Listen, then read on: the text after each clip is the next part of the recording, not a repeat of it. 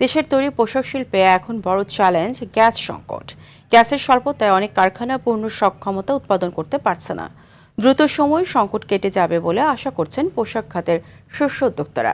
সংকট কেটে যাবে বলে আশ্বস্ত করেছেন প্রধানমন্ত্রীর তথ্য ও সম্প্রচার উপদেষ্টা ডক্টর জাহিদুর রহমান। আরও জানাচ্ছেন আব্দুর রহিম।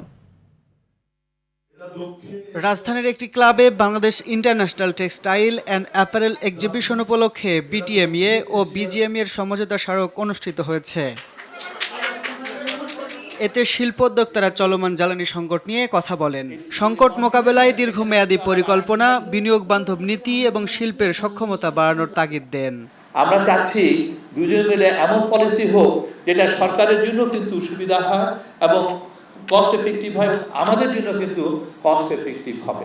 গ্যাসের স্বল্পতায় অনেক কারখানায় ৬০ থেকে ৭০% উৎপাদন হচ্ছে জানিয়ে বিজিএমইএর সভাপতি এর নেতিবাচক প্রভাব রপ্তানিতে পড়ছে বলেও জানান। ২ সপ্তাহ ধরে যে গ্যাসের সমস্যা, সেটার জন্য আমাদের প্রায় ৩০ থেকে ৪০% উৎপাদন সক্ষমতা কমে গেছে।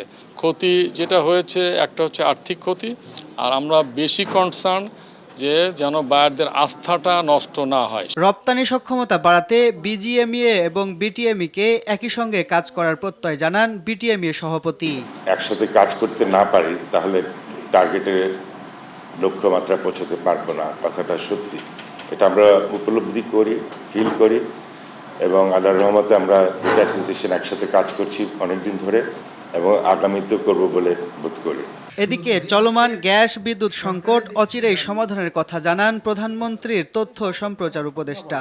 সরকার তার জায়গা থেকে সর্বোচ্চ চেষ্টা করছে, কিন্তু যে ক্রাইসিসটা গ্লোবাল, সেই ক্রাইসিসের কিছু ছড়ছাপটা, কিছু আঁচ আমাদের গায়ে আসার লাগার ঝুঁকি আছে। সো নাগরিকদের একটু প্রস্তুত থাকা, জ্বালানি ব্যবহারে সাশ্রয়ী হওয়া, এগুলো একটু দরকার আছে এবং সবকিছুর পরও কিছু সংকট হবে যেটা আমরা সবাইকে ভাগ করে নিতে হবে। স্বৈরাচার হাসিনাকে দেশে এনে শাস্তির আওতায় নিয়ে আসার কথাও বলেন প্রধানমন্ত্রীর এই উপদেষ্টা। আমরা ওনাকে চাইছি আপনি আসুন। আব্দুর রহিম, RTV, ঢাকা। আমরা